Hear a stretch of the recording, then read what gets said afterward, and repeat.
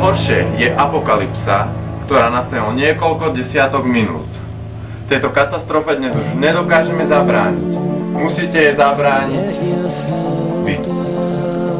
Chcete vedieť ako?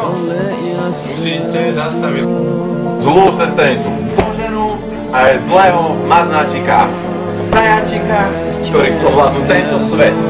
Všetká komunikácia je napísaná, všetko vysielané do jedného, ktorý to tajne od zemi.